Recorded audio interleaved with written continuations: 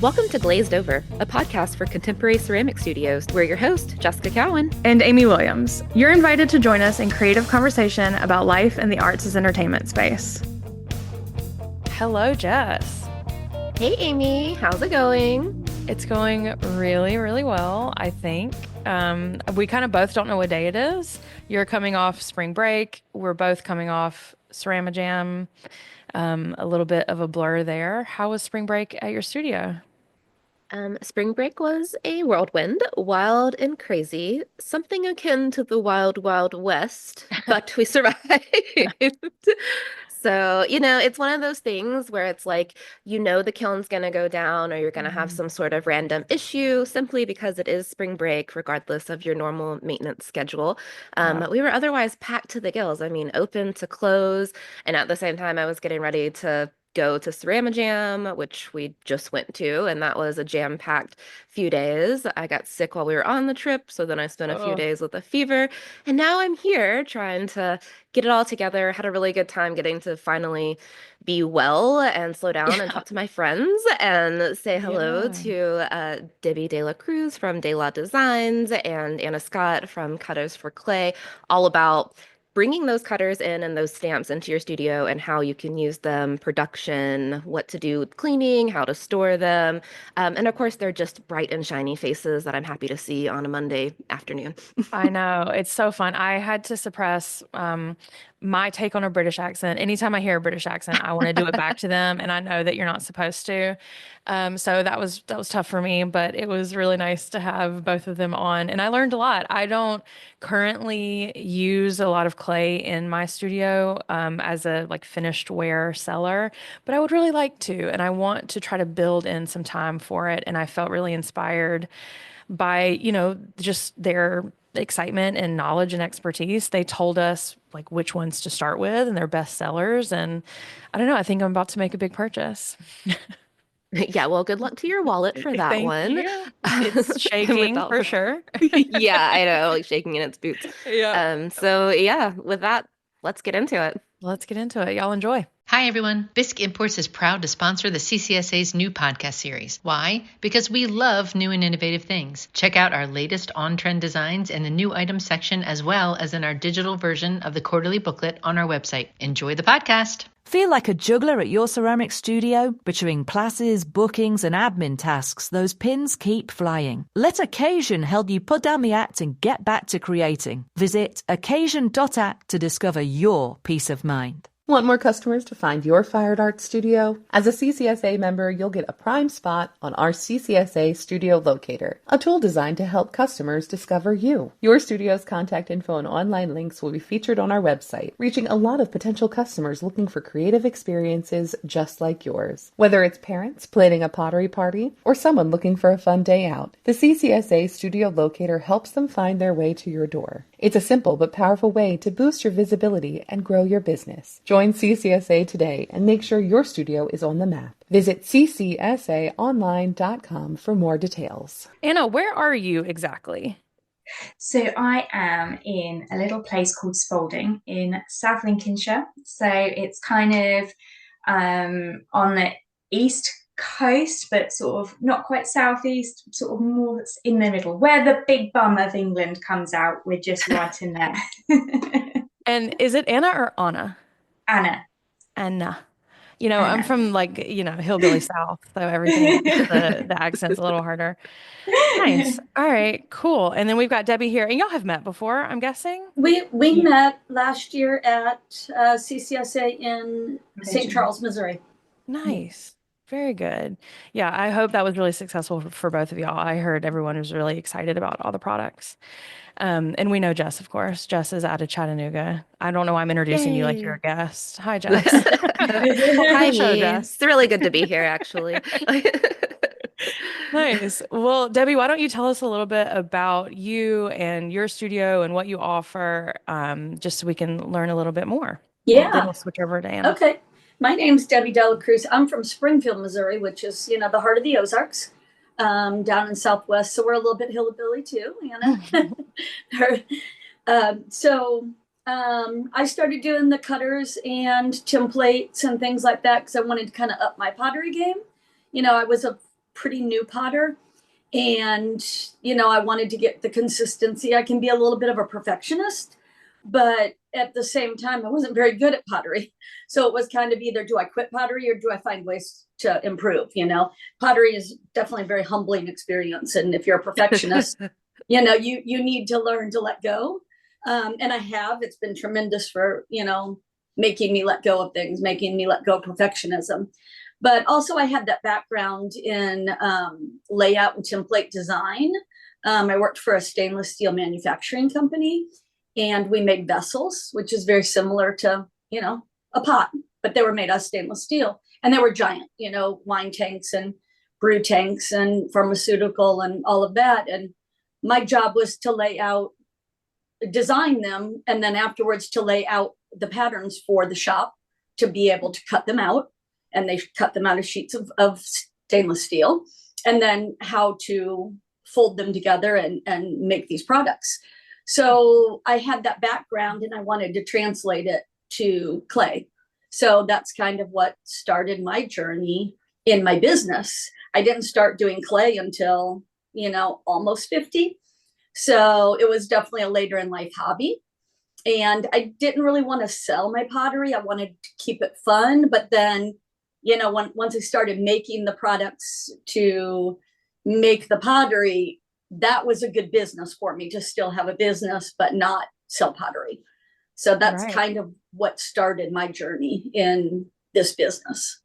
Yeah. Wow. And where can we find your products now? All through your website? Do you, or any My other web, supplier? yeah, just on my website right now. We're working with doing some wholesale. We just haven't quite gotten to that point yet.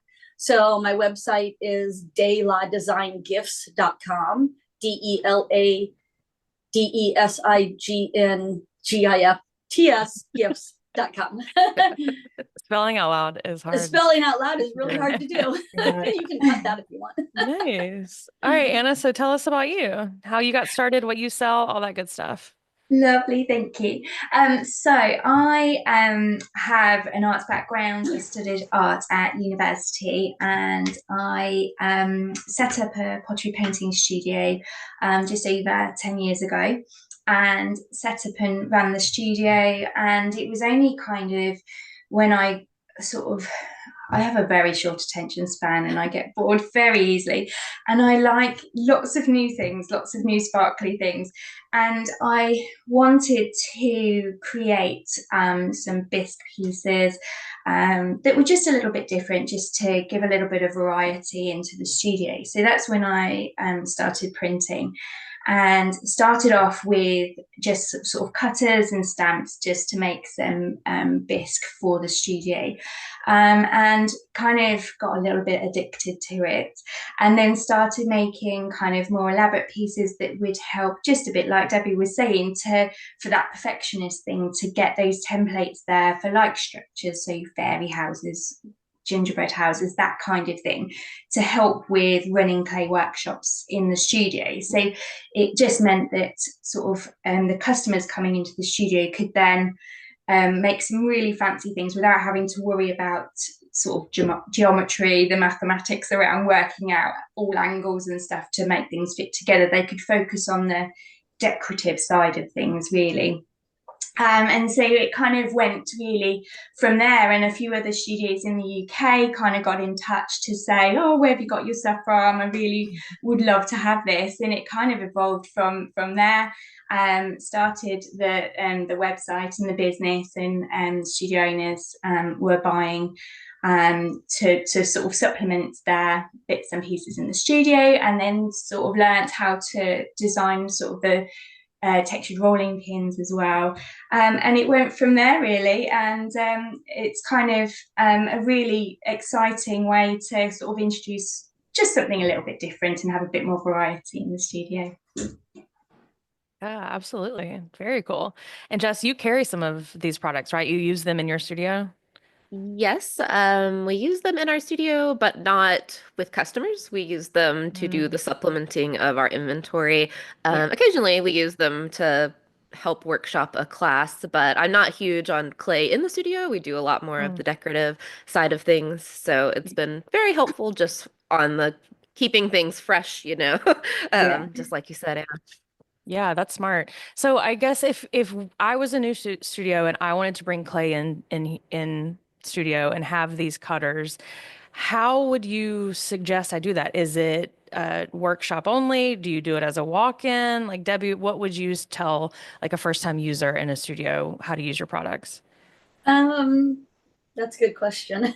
So I'm not a studio owner. I'm kind of on a different side of this. I have been trying to teach studio owners how to use the product so that they can teach. And I've started doing kind of some beginner. I've had family members. I've had my daughter brought her book club over, and all new potters. No one had ever done pottery before, and I had them come over and I taught them. We made butter dishes just a couple weeks ago. So, it went really well and they had no problems and everybody had a successful dish. So I just say jump in and go for it. I mean, part of using the products that Anna and I both sell is so that new people and beginners can do it. I mean, I've had no problem teaching. My mother-in-law came and her older sister, who are both in their 80s, and they made Christmas trees and did a fantastic job, and they'd never touched clay before. And, we couple hours in the afternoon and they all made a successful product. And I think that's what Anna and I's product does, is that we create that consistency for people. And, so that it should give confidence to the studio owners to be able to use our product and be able to teach clay. And even me, I still consider myself a beginner at clay. I don't consider myself a professional, and I can use my products and I can teach other people, and I can teach people who've been doing pottery longer than me. I have people that I did a workshop and there were people who've been doing clay for 30, 40 years, and I'm teaching them to use my product. And, they're like, oh, I didn't know I could do that, so I think it just is that bridge to teaching everyone how to do clay. Yeah, well said. What about you, Anna? What are your UK studios? How are they using it in the studios? Is it workshop based? Are they letting people walk in and do it? What does that look like? I think it's a bit of both, really. So, a lot of people are using them to make that extra stock for the studio, the bits for the studio. I had last year I started running a series of events around the country where studio owners would book onto the workshops, and we'd do a set number of projects throughout the day that they would then have examples to take back to their studio to advertise their workshops. So they would then be able to kind of have the confidence to run the workshops. And exactly what Debbie was just saying there, my advice would be to just jump in and go for it. I think the nervousness around running workshops can be quite overwhelming, and starting off with a group of friends, a group of family, and particularly starting off with somebody who has never touched clay before, because you kind of have those assumptions that oh yeah, you'll know how to roll out clay, or you'll know how to do this, that, and the other. And it is making sure all the time you go back to complete basics if you've got somebody on your workshop who is a complete novice with clay there as well. So alongside my workshop sort of sets, I do kind of like a guide, a worksheet that has sort of step-by-step instructions, photos and instructions on there. So it kind of has two elements to it. It could be that a studio owner has a set workshop, a date that everybody books onto that workshop, and you do it as a group there. And then you can either print that off for each person so that they can follow the guide as they go along, or the tutor can just have it just to the side of them as a little hint, just to remind them where we are in the workshop and stuff like that. And that kind of goes through all different sort of elements of rolling and thickness and sort of good ways of moving things around the studio, sort of how to dry it, how to fire it, and kind of best ways of where sort of what to make your piece onto to kind of move it around the studio. Those sort of behind the scene hints as well. But there are some studio owners who do a walk-in. Absolutely terrifies me. I don't know as I would want to do that at all and run that. I don't know how I would manage that. But I think that's more the controlling side of me. But there are studio owners who do that. And so with my kits, they will have like a clear plastic box with the cutter set in it and the instructions laminated inside it with a picture on the front saying, right, you can make this today. So they can just pick that off the shelf. They've got everything there. It will tell them how much clay they need to use. And then they can just sort of go for it and make themselves a lovely little masterpiece. Yeah, wow. So fun. A little bit of an ignorant question. If I wanted to do this as a workshop, how many cutters do I need? Does everybody get their own? Do they share? Do I just use one? It depends on what you're making. A lot of the ones that I do, I kind of would suggest a recommended amount. So there are ones where you could just say, for example, if you were making like a Christmas wreath or something like that, I would pre-roll and cut out a wreath base for each person, and then there'll be lots of options for them to choose from for cutters and stamps for add-ons. So if they wanted to add some lovely holly or pine cones or something like that, then they can decorate their pieces like that. But I think as long as somebody's always got something to be working on, then there's options of just sharing bits and pieces between them. And I think kind of you've got, say, for example, if you're making a little fairy house, for my structure, you've got 3 pieces to the actual to build the actual house. So you could have that one between 3, but then there's options of texturing the walls with all the different stamps or rolling pins. So at no point is anybody left without anything to do, because I think the hardest thing is deciding how to decorate your piece. You want to look through all the stamps, look through all the texture rolling pins and that kind of thing. So no, you don't need something one per person. You can definitely share the bits out. Yeah, I guess that was a nice answer, because if it were me, I'd say, yes, everyone needs one. 15 for me. Right. Every single person. Right. I agree completely with Anna that you don't need that many. If you've got a big room and lots of tables, you probably want one a set per table, but not even necessarily that, because there are so many other steps of the decorating steps. So sharing is always great, because then you can get more variety. Yeah, that's a great point. And the cutting goes fast, right? Like you just set it on there, you push it down, you That's know. the best part. Yeah, that's the best part about it. So, oh, I love that. Do you have to use any like saran wrap or anything with these cutters, or is the smooth edges like built into the products that y'all make? I know some of my customers like to use the saran wrap. I don't like to. I do. You don't get a smooth edge with them. You really don't. My cutters, and I'm not sure about Anna's, have a thicker edge, and that's because of shipping purposes and the fact that they're in clay studios where people are using them day in, day out, and they're not necessarily taking care of them. A lot of people, are using them in their classrooms with children. So I beefed up the edge, the cutting edge. So it's not always the cleanest line, but I feel like clay needs to be cleaned up anyway. So I always, I'm always just smoothing that edge a little bit afterwards, either with my finger or a damp sponge. So there are people that use the ceramic. It does kind of give a little more of a rounded shape. So depending on what you're doing, if you're doing a template that you don't want that rounded shape on, then you definitely don't want to do it.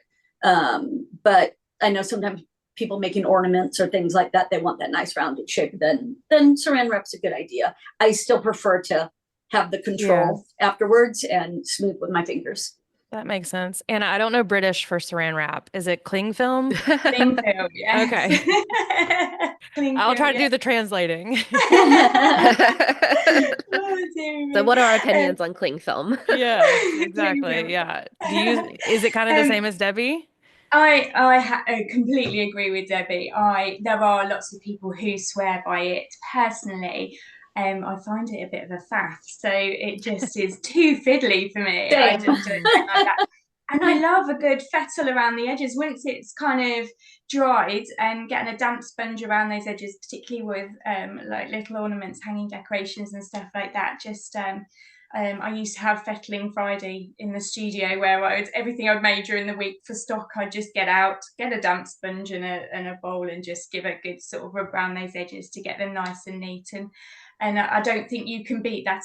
As Debbie said, the saran wrap cling film only goes so far. You've still got a little bit to do, so you might as well just do it with your finger, with a sponge, however your preferred method with it. And yeah, I think it is personal preference, but I prefer to just use the sponge. Yeah, one less thing to keep in the studio. Right. Exactly. And it's always so hard to get it to lay flat, and it's doing its thing, and you can't really stamp through it anyway. So, true. you know, you kind of distort that a little bit because it pulls tight then when you're pressing down.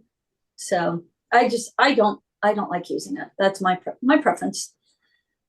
Great. Yeah. I'm actually in the same boat, so I'm wondering where did the myth come from that we're gonna love the there are saran people wrap? that swear by it for sure. I They know. absolutely insist. It must have come from those like metal cookie cutters or something. That's where I see it. Maybe. That's probably exactly what it is. Yeah, people Yeah. making Christmas ornaments and stuff. Maybe.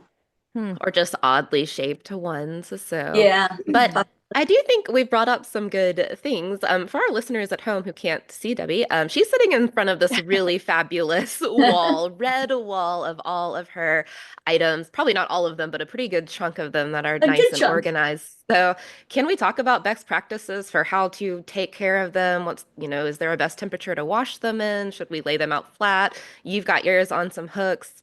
I know we'll have to learn about how you store yours in your studio. So, Debbie, take it away. So I do like storing on hooks if I can. Don't store it near high heat. If you've got a kiln there, don't store it near the kiln because they will warp. I've had people, literally have them on hooks above their kiln and then say, "Why did it warp?" And I can't use it now. What do I do? Oh no! The plastic and we put a melted little over the thing in heat. there, avoid high heat. Warm water, hot water, it's fine. Don't dishwash them. That's way too hot. But they will warp with heat because of the process of 3D printing. It's melting that filament to a certain degree, and in order to make the print. So obviously it is going to melt or distort at a certain temp. It's not really going to melt, but they will, hot sun, out in your car, 100-degree day. If it's going to kill a baby, it's going to warp your template. I hate to say that, but, it's going to warp things. But as far as cleaning goes, a lot of times I either don't clean them, they go back up on my wall, or I just dunk them into my bucket of water here. I just kind of throw everything in there while I'm working, and then at the end I just pull it all out and lay it out on a towel. I try not to let them soak, like for days on end, but sometimes they end up overnight in a bucket of water. It's not really a big deal. I love to hear the main that. thing, yeah, I'm lazy. just avoiding that high heat. I'm very Lazy messy. artist life. So most of like my stamps and things like that, most of them just don't get cleaned, They do get that little bit of residue on there. If they get a lot, then they go in the bucket of water. And one thing with the stamps versus the cutters, I tell studio owners, the first thing you need to tell people is this is a stamp and not a cutter, because they'll want to go all the way through with the stamp. And the stamp is only meant to make an impression. And when you go all the way through, all that clay is going to gunk up in the areas, and you're going to be picking it out with like a toothbrush or toothpicks or whatever. And it's hard to get out. But if you're getting clay gunked up in your stamps, then you're clearly going too deep, because that should never happen. So if it does, toothbrush or whatever, let it soak for a little while and pick it out. Not fun. As far as storage, yeah, I like the pegs. I also have some drawers where I have sets. The plastic storage drawers you get cheap from, like Walmart, places like that. And I'll have like sets of things in there.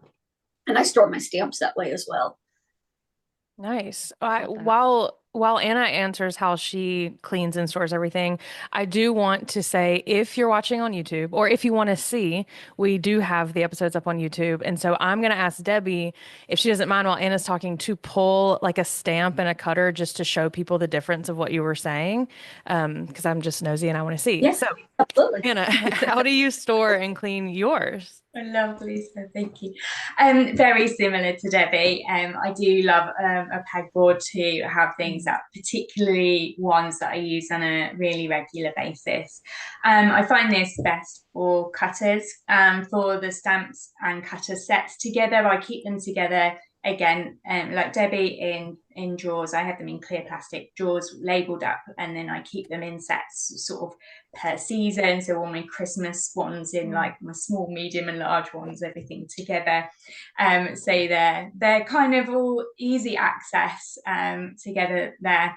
And also, like Debbie, I try and avoid washing them as much as possible. Again, a little bit of laziness, but I do find that like clay shrinks when it dries, doesn't it? So it's dust, it just kind of falls off. You end up cleaning out the drawers more often than the actual stamps and cutters and stuff. But it's kind of PLA filament that we print with. Over time it does absorb water, so it's best to just kind of avoid anything excess moisture or heat in there. I had been working out of my conservatory for a little bit last spring, and it wasn't even really a very particularly hot day here, just a normal sort of spring day, and I got some cutters out on the just like in a heap on the table, and they started to warp just with the heat. So again, not keeping them out of direct sunlight, not near your kiln, exactly how Debbie was saying. I've had exactly the same with a customer, kept hers in a box in the same room as but high up in the same room as where she kept her kiln. And she's like, but they're out of the way and it's ventilated, and it's just kind of like, well, yes, but it's still plastic, so it's still going to kind of warp over there and not be ideal, especially if you want a particular structure, particular shape. Sure. Then it being all wibbly wobbly out there, it's not going to be very helpful. Yeah, that's a good tip too, that the material absorbs water. I wouldn't have maybe thought about that, but it is a good, idea not to keep them super soaking. I am so lazy, so I need to know these things. It will take it sort of soaking for quite a while for it to do that. Sure. But it's then they're not going to last forever, but you want to kind of keep them as nice as possible so that you can use them as much as you can. Absolutely. All right, Debbie, let's show and tell. What you got? Well, I have this here. This is the butter dish, one of my newer designs. So I have a cutter and a template that actually cut out, the shape. So as you can see here, this is a stamp. So it's not all the way down. And then of course, here is a stamp. And the actual stamp itself, it's not the same one, but it's similar. So you'll see that it's just an imprint you're making. Obviously the cutter, like here, is just a flower shaped cutter. On this, you're going to go all the way through your clay and cut your clay out. If you wanted a design on top of that, you're only pressing down enough to make that impression. And the impressions are nice because there's all different ways you can decorate. Then here's another one with, the impression. It's just enough. You don't want, big gouges in your surface. So it's just enough to give you or your customer, a nice area to paint or, do their design. That makes sense. I remember seeing Anna's fairy houses at convention and sort of having my mind blown that I can hear y'all say these are cutter kits or these are kits, but it doesn't really compute until I see the butter dish or I see the fairy house, that you are constructing these very impressive things from these really, a straightforward, like simple kits, and that everybody can do. So I think that's really cool to see. And Anna, if you have anything you want to show, of course, we'd love to see it. Do you know what? I don't know if I have. I'm in my I know we put you on the husband's. spot. You do have Okay, this I'm in my lovely husband's wallpaper, office at the so which moment, is so Yeah, right. really it's nice to sorry. see. Yeah, he doesn't tend to keep many fairy houses in here, sadly. Yeah. Well, you know what? I'll hunt one down and I'll put it up on Her our Instagram or something. But Anna's fairy houses are they just are beautiful. Oh, They're thank so amazing. adorable. So adorable. I love them. Oh, you. this is Thank sweet. Are you spending hours managing studio bookings and class registrations? Occasion helps ceramic studios save an average of 3 days a week in admin time. With clever workflows, instant confirmations, and seamless class management, you can focus on what matters, creating amazing experiences for your customers. Join successful studios like Clay Cafe Avalon, who've trusted Occasion since 2016. Visit occasion.app and schedule a demo today. Mention Glazed Over Podcast for personalized setup support.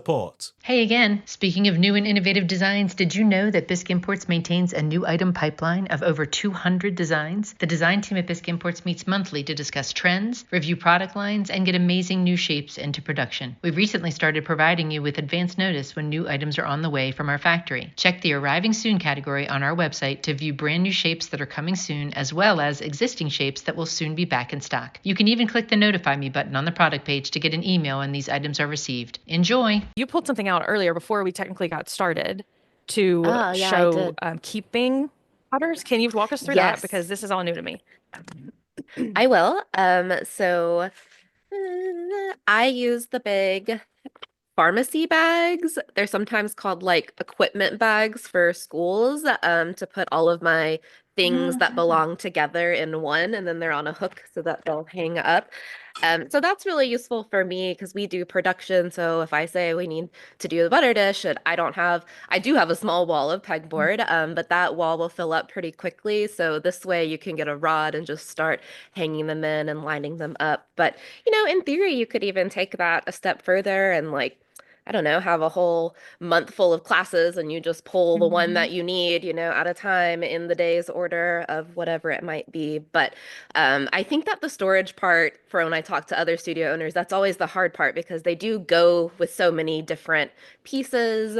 We haven't quite talked yet about putting them together with GR forms. I know, Debbie, you've got a lot that go specifically with his forms. I love his forms as well.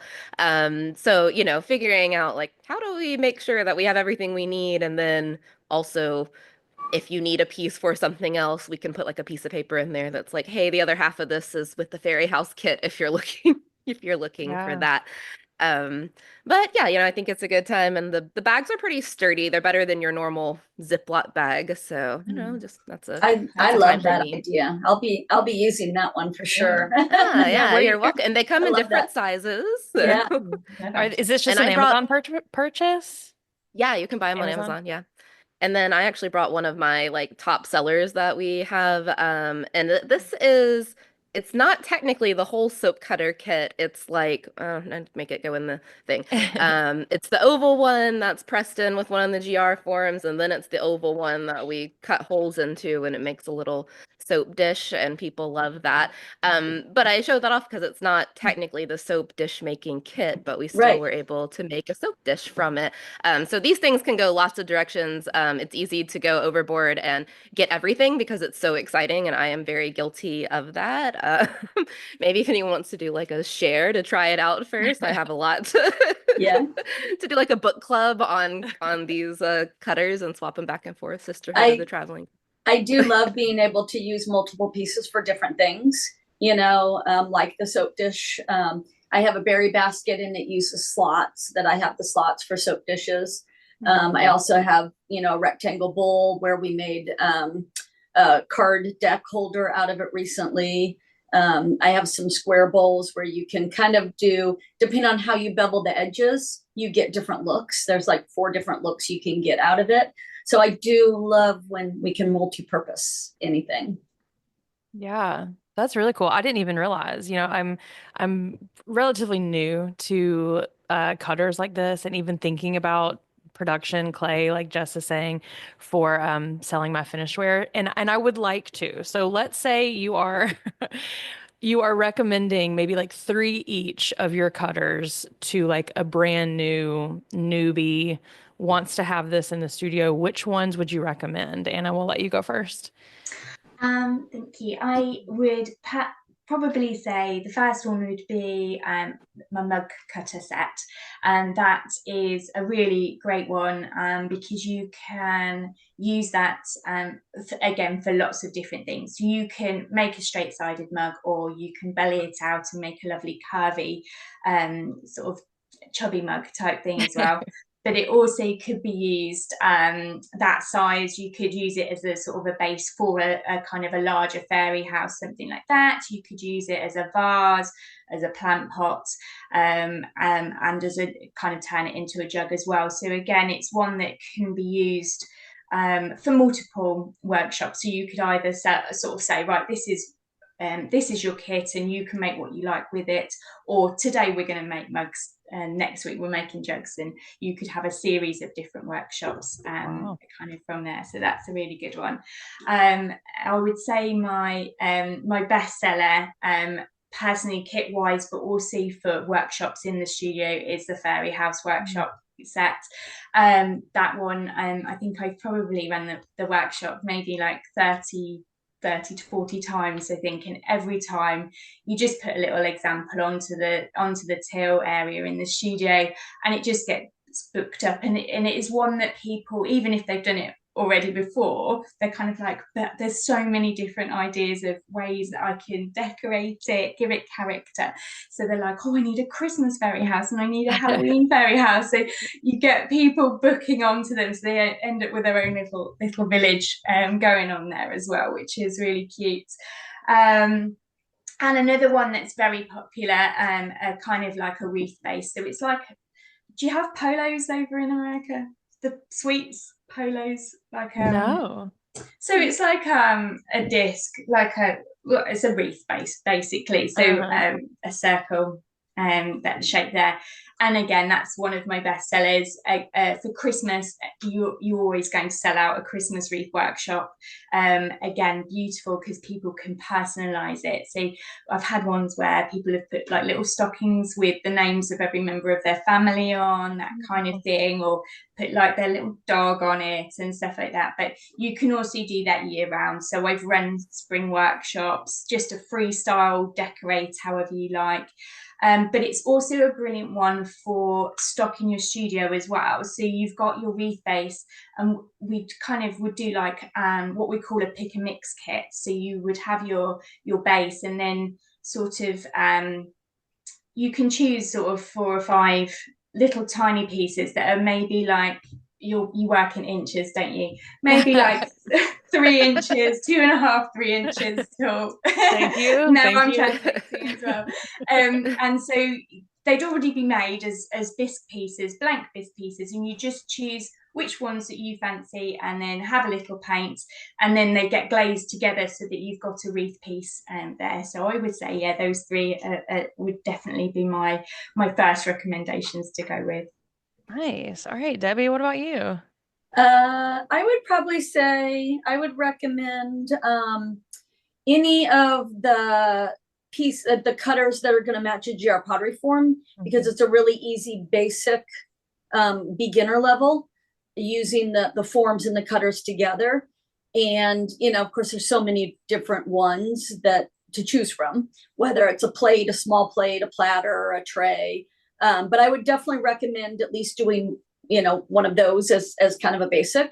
Also, that cutter then can be used for other things. I have some of the small ones I use for a plaque and do like a little welcome sign. And like Anna is saying, where it's something that they come back and do over and over again. We made plaques last year at CCSA. I taught a class on just doing these little welcome signs. I hang mine, and it's actually a form. The cutter matches one of Jeff's GR pottery forms, and it's just one that I like the shape of. It's I think I call it the ornate. It's the spherical. It matches his tray, and I taught them on doing welcome signs, and they do. They come back then. They come back for the next one. Let's do Easter. Let's do 4th of July. Let's do just a summer one or a fall one or Halloween. And I like to hang them in the center of my wreath on the door. So I have just a regular greenery wreath. Okay. And every year I just swap it out, or every season or holiday, I just swap it out. So that's a really great beginner class that almost anyone can do and kids can do, but they can totally make it their own. They can decorate it however they want, then they can paint however they want. So that's a good basic one. And then of course, cups, mugs, bowls, all of those are the most popular. You know, I sell those left and right. That's what people want, because that's what people want to make, is a cup or a bowl. And I have several different options on those. And then I would suggest at least one more complicated project. The butter dish, I had an older design. I have a brand new design that just came out this year. And that's actually the one that Jess was holding up. That's I love that butter dish. I love it so much. Thank you so much. It's this one here. It's so cute. It's so fabulous. You know, it's nice to have something a little more complicated for people. So I suggest probably that one, or even my canister set last year on my website for my sales. My canister was actually my bestseller last year. It's definitely one of the more complicated things to build, but it's totally doable. It's you know, it's a fun project, and it might, you know, I hear people say the first one is not so good, but then the second one gets better. And you know, that gives people different skill levels to try too. Yeah, absolutely. And just to backtrack for a second, in case anyone listening does not know GR forms. Correct. Are they all wooden? I've only ever seen wooden ones. It's MDF. A wood, it's kind of an MDF type material. Okay. Yeah, and it is essentially a form to help you make plates and dishes and all kinds of things. And you work closely with him to make kind of like things that go together. I'm blanking on a word that would. They coordinate. Coordinate. Thank you. My goodness. Yeah, and that's also a great product. If you're new to the clay of it all, that's a really good starting point. It takes a lot of the guesswork out of building stuff. Just like these cutters do. Did I explain that well enough? Can anyone help me here? I feel like I'm floundering. No, I think you did a really great job. Amazing. Awesome. I want to add about the clay cutters. I think a good gateway cutter is the pumpkin cutter for a pumpkin class. That sells out for me every year.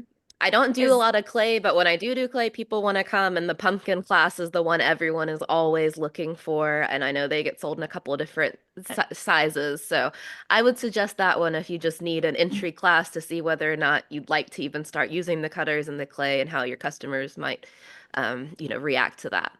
Is that the one that's sort of open on the edges? It looks almost like a starfish. Yeah. And you fold it up together. It also makes a great ornament. And people have even stacked the different sizes and made snowmen out of them.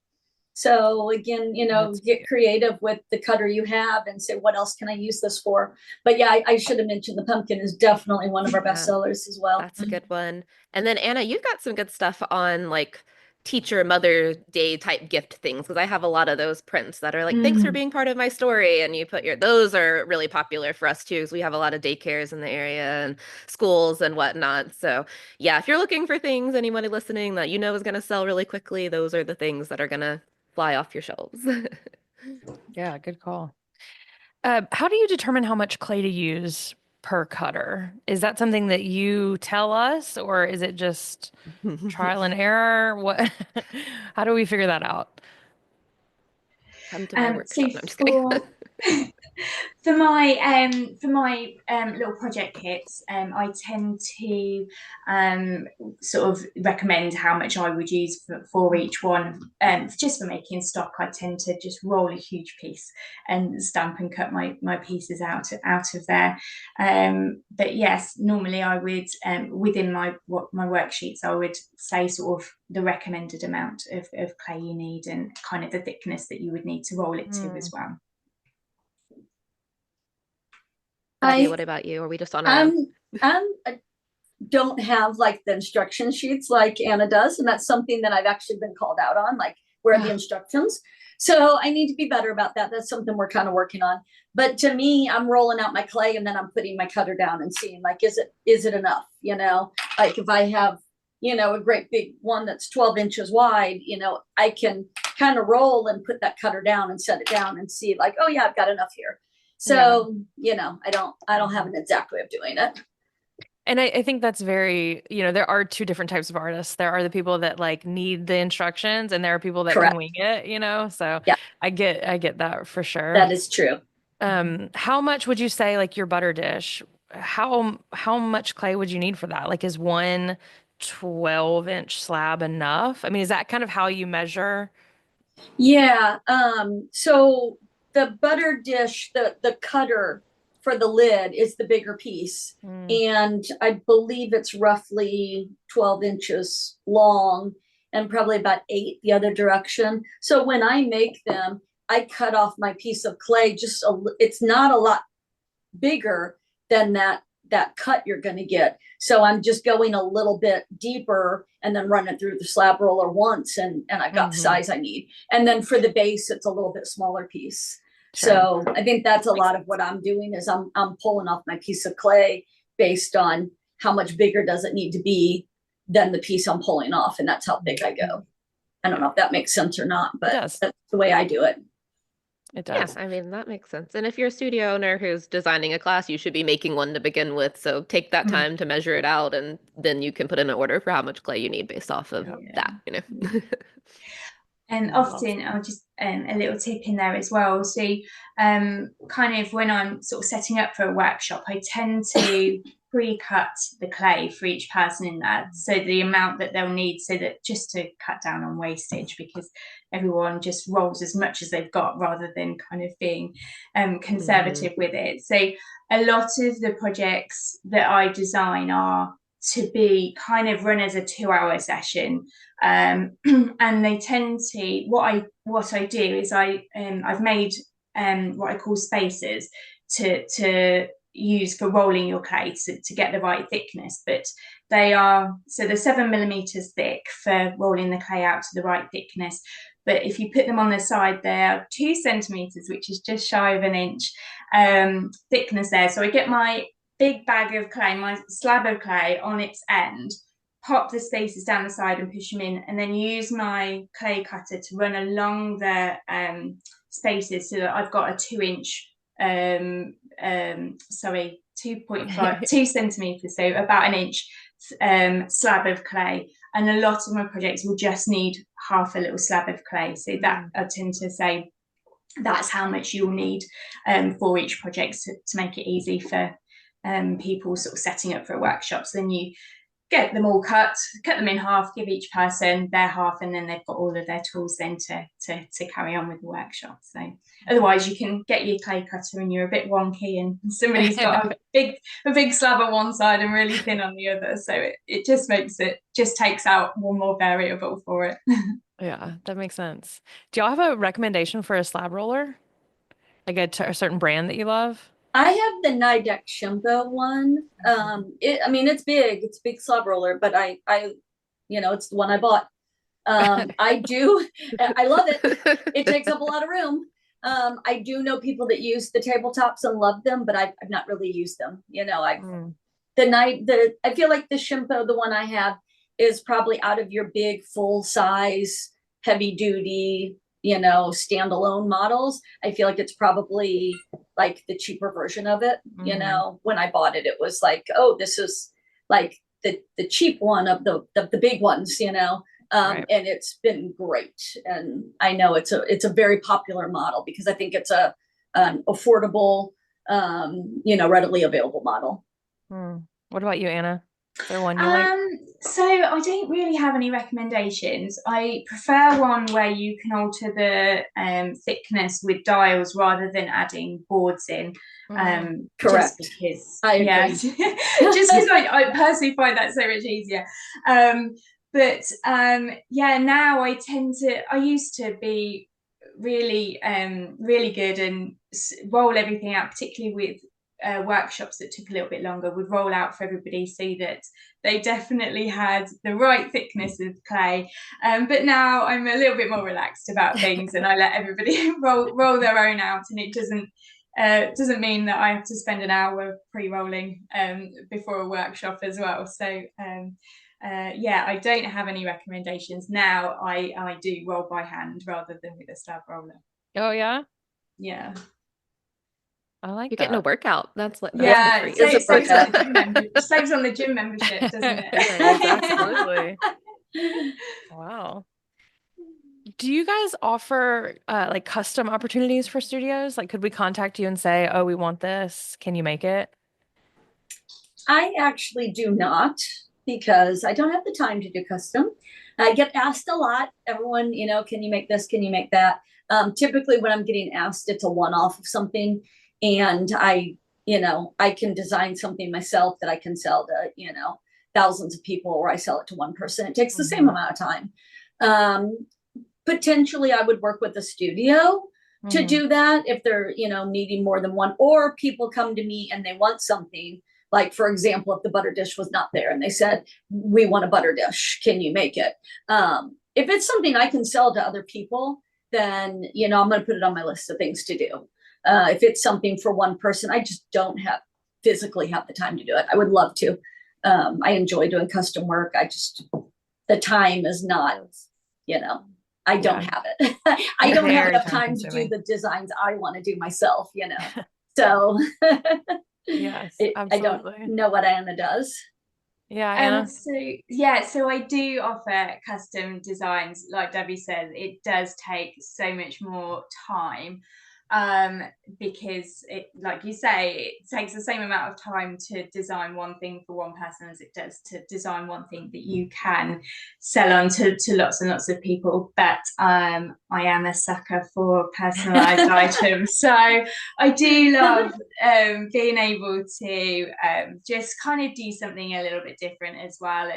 And I think often when people approach you with sort of little ideas of things that they want, it kind of then sparks other ideas in you as well. So it was really nice at CCSA convention. I did the little pin badges, which lots of people really liked, and I did within the Fairy House workshop. I managed to get some of the studio owners changed before the actual event, but the majority of people, I'd made each little studio a little banner, stamp and cutter, to put a banner over their Fairy House door with their studio name and some little stamps to personalise their Fairy House as well. It's it is that battle with time, as it is with everything, but I do, as I say, I'm a sucker for little personalised things, so I do enjoy making the little bits.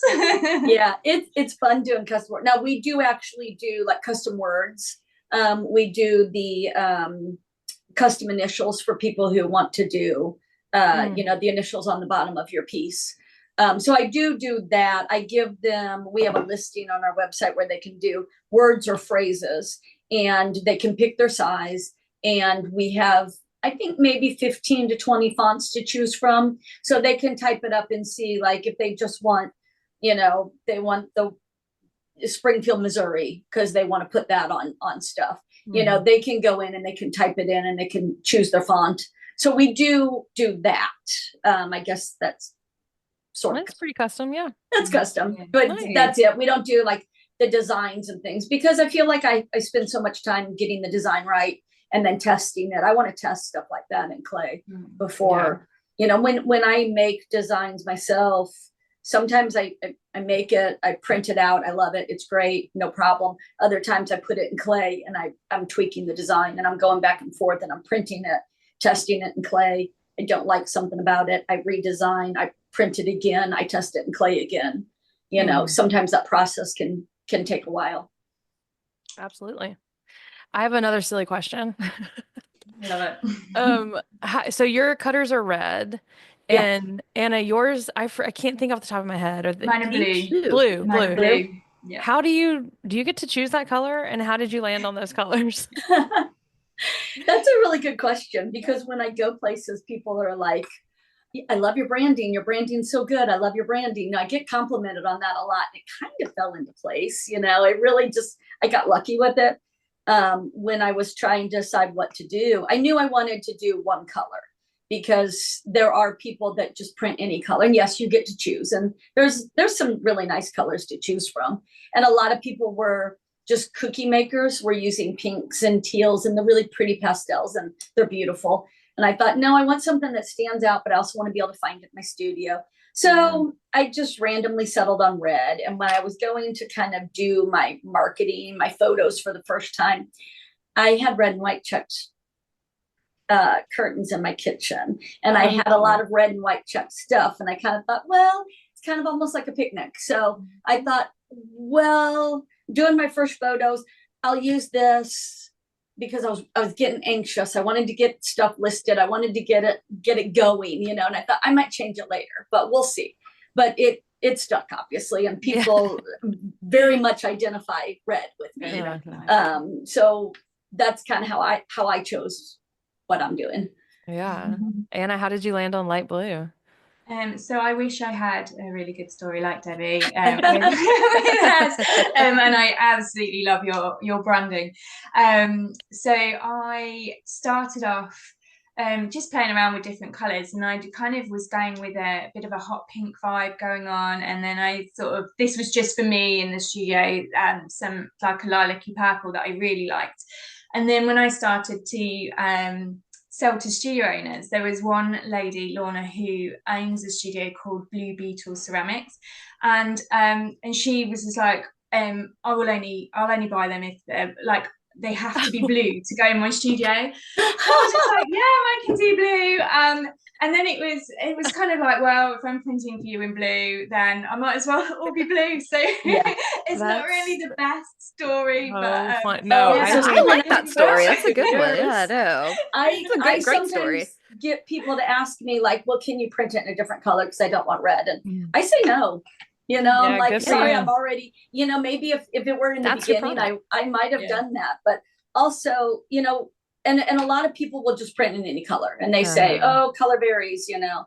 But when you're running a printer, if a filament runs out in the middle, you can change it to the, you know, you can change your roll. So it's nice being consistent that everything, and then I know everything can run on every printer. Every printer in my and you know, in my shop has red filament in it. So I just find that being consistent is, you know, easier to run things. But I know a lot of people that they print in all the colors because it's fun. We do we occasionally do a charity piece, and we will do it in a color. We did a paw print stamp a few years ago, and we printed them purple because the rescue that all of the money, 100% of the money of the items sold, that money went to that rescue, and we printed those in purple. And we did we did a charity stamp with a puzzle piece for autism, and that was a blue stamp. So every now and then I do something fun. We did pink recently for a Potter to raise money for her that has breast cancer. And that pink was the worst filament in the world. We finally just switched it out and said, we're printing in red. It just, we had so many problems with it. And I don't know if it was just the brand we were buying or what, but the stuff I bought, we were throwing half the prints away. So that's tough. So it's nice to find a filament you like and stick with it. And it's strange that the same brand of filament we're always using, but in a different color for some reason, just didn't print well. And I don't know if that's common or if it just was a fluke. I don't know. But so every now and then we have a different color stamp, but it's always for a charity. I'm glad I asked that question. That was a fun, fun answer. And Anna, I can't tell if you're just the nicest person in the world or if Lorna is the pushiest. I don't know what, but that's very funny. Very funny. Maybe both, right? Maybe exactly. Both. Yeah, a little bit 50-50. There you go. Wow. Well, ladies, what else have we not covered? Is there anything, again, I'm out of my depth here a little bit. So Jess, is there anything that, you know, you have questions on? I'm pushing over to you. All my chips are in. I've got one question for our listeners that they might appreciate. When you're rolling out and cutting things in advance of class, what are you storing that in? Are you using a wet box? Are you doing it between sheets of plastic? Like, talk to me a little bit about that process for our listeners. Anna? I think so for my projects, I think it depends on kind of what clay you're using. I tend to use sort of a white earthenware clay, sort of, but a fairly firm one. If we're just doing sort of a flat piece, then if I'm pre-rolling the clay, if it's only going to be out for sort of half an hour or so, then I'll just leave it. I don't tend to prepare the clay very far in advance at all. If it's going, like at the at convention, the workshop I did there, I was very kindly gifted the clay for it, but it was a very soft clay. So the night before, I got some out just to try it, and had a little panic that it was so soft and that the houses weren't going to hold themselves up. So at 2 a.m, I got up and pre-rolled all the clay and put cling film between each sheet so that it was ready, so that, because as you know, you've only got sort of 20 minutes to set up, 10 minutes to set up, so that I could just get in there, whip off the cling film off each sheet, so it was ready, so that it had time just to firm up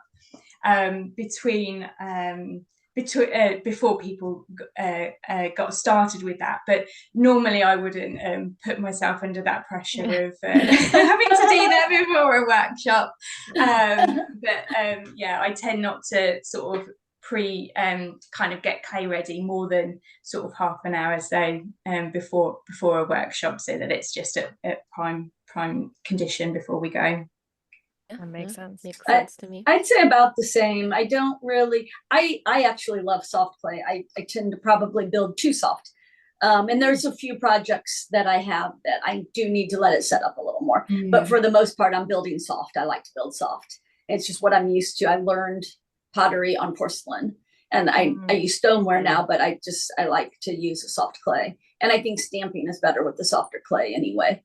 So I typically will just roll it out, or, be cutting the slabs and rolling them right as people are coming in.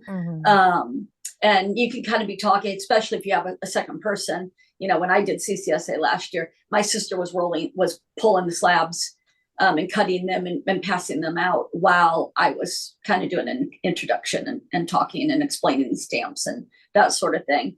But if I do prepare, I just put it in between like sheets of like trash bags.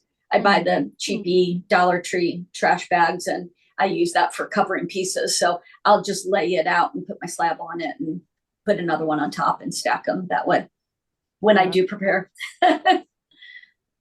Yeah, I get that. So the moral of the story is, whatever you do, it's going to be fine. Don't worry. Do what you want. Just wing it. Clay is very forgiving. Yeah. Nice. Well, ladies, I'm feeling really inspired. I want to play more with kits and see where that will take me. And hopefully this inspired our listeners to, break out the cutters if they've bought them, or invest in some. Dirty. Yeah, absolutely. Yeah. Because I think, I'm watching, especially online on Instagram and TikTok, like the clay trend is still very much happening, and it's still really here to stay. We maybe thought that it would disappear after the pandemic, but it's still going strong. And I think having these hand building options are a really easy way to start out in the studio. Even for me, a person, I went to college and I did all the things and I learned how to throw on a wheel, and I very rarely want to turn that thing on and get it going because it's just so much of a commitment. Whereas here I could roll out a slab and really go to town and make some stuff that's really cool. We hope you enjoyed the show, everyone. Give your customers incentive to return often by bringing in fresh new shapes. View Bisque Import's latest and greatest shapes on our website and hit the notify me button to be first in line to order when they arrive. If you've got ideas for new shapes, feel free to send them in to marketing@bisqueimports.com. Feel like a juggler at your ceramic studio? Between classes, bookings, and admin tasks, those pins keep flying. Let Occasion help you put down the act and get back to creating. Visit occasion.act to discover your peace of mind. Are you ready to be inspired and take your studio to new heights? As a CCSA member, you'll have exclusive access to our annual convention, the must-attend event for Fired Art Studio owners. With expert speakers, hands-on workshops, and networking opportunities, the convention is where you'll learn the latest industry trends and gain insight to grow your business. Plus, you'll connect with suppliers showcasing the newest products. Don't miss out on the most exciting event of the year. Become a CCSA member today at ccsaonline.com and join us for the next convention. So I'm excited and thankful for y'all's time. Again, if Debbie, if you'll tell us how to find you, and then Anna, I would love to hear a website and how to get in touch and all that good stuff. So Debbie. Yeah. My website is DelaDesignGifts.com, and you can find me on Instagram. It's Debi_DelaCruz. Debbie is DEBI, the shortened version. So Debi_DelaCruz. Also on Facebook is, I believe it's Daylight Design Gifts, Pottery, Tools and Supplies, or something along those lines. Nice. And then I will be teaching this butter dish at CCSA this year. Jeff from GR Pottery Forums, him and I are going to be teaching it together. And then we're also he's teaching, I believe, a Wally class, and I will be assisting him with his class. And then I will also be teaching salt and pepper magic shakers. I'll be teaching that, which is another nice, fun formed class that is another project that you can make with a lot of different options. And I'm going to kind of teach how to do it really like as a simple salt and pepper, but also some different variety that you can do with it. Very cool. Awesome. Yeah. Thank you for shouting out convention there. Yeah, absolutely. Dropped the ball on that. No, that's all right. No problem. Anna, where can we find you?